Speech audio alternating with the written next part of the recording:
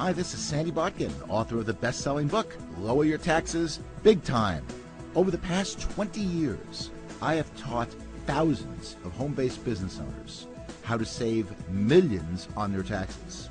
I spent 3 years in the tax department of the international accounting firm Touche Ross, and also 5 years as a legal specialist in the Office of the Chief Counsel for the Internal Revenue Service. Currently, I'm the CEO of the Tax Reduction Institute.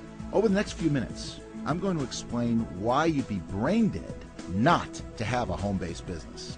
I believe you will find that this is going to be the most important 4 minutes of your life when it comes to your financial future. So you may want to take some notes and put aside anything that might distract you. First of all, I want to emphasize something right up front. The rich know something that most people don't know. They have a secret. And the secret is that we have 2 tax systems in the United States.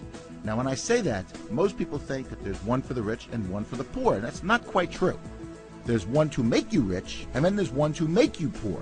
There's one for employees, which is designed to take your wealth and make you poor, because you are taxed on $1. And then there's one for self-employed individuals, which is designed to create economic growth. And the reason for that is that small business generates over 70% of the job growth in North America. It is not IBM, it's not Microsoft or American Airlines, it's small business. So Congress passes good tax laws for small business. In fact, the important point is that small business get to take deductions first before they pay any taxes, unlike employees who have to pay taxes on $1. You can save big money by taking advantage of these good tax laws. And these laws are available to you in business, whether it's in full-time in business or part-time or just in your spare time. It doesn't matter as long as you run your business with an honest expectation of profit, which means you're really trying to make money.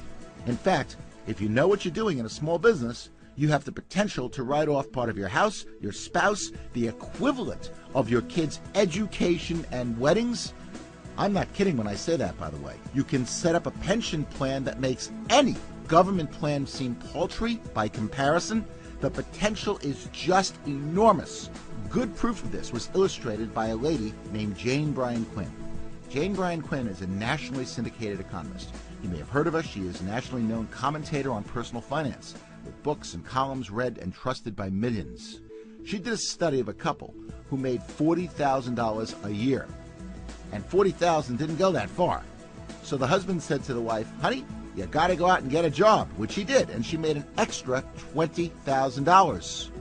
Now they're looking at their bank account, and they see no difference at the end of the year. I mean, she's making $20,000 more than she made the year before. What's going on? Did you ever hear that you have to have 2 incomes to make it in this country? Do you know why? You're about to get a 6-month financial planning course in the next few minutes. Follow along as I show you why the extra job was the wrong decision. The following example is based on 2009 tax rates. On that $20,000, they have to pay $4,845 in new federal and state taxes. Most of that was non-deductible. They have to pay Social Security of 7.65%. On $20,000, that's $1,530 of Social Security, which is non-deductible. We assume that they drove 10 miles a day round trip. And that's probably pretty conservative, I think. But let's go with that.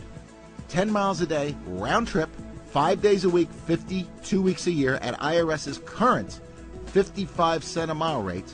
That's $1,430 of commuting, which is non-deductible. We assume lunch is at work, and we assume that they spent $7 a day, 5 days a week, 50 weeks a year. That's $1,750 of lunches, which is non-deductible. We assume that you have to have clothing, better clothing, in fact, if you're working, more upkeep, because now you're working, you're going to have more dry cleaning, and that's gone up by at least $1,200 over not working. And finally, with both spouses working, you think they want to cook? Heck no! They want to eat out, where their food costs have gone up by at least $2,000. And what about childcare? I bet you they spend at least $125 a week in our example. And I'm not sure we can get childcare for 3 kids for $125. But $125 a week, 50 weeks a year is $6,250 in childcare. Most of that is non-deductible. In fact, all you get is a little bit of a credit on that. Out of the $20,000 that they've earned from the part-time job, they are only left with a staggering $995 a year. They're putting in tons of hours working, they're putting up with a commute, and they're putting up with a boss that is spelled backwards double S-O-B. You know, I know it sounds funny, but it really isn't. And people are working 2 jobs, 3 jobs, and nobody is able to watch the kids. So what's the answer?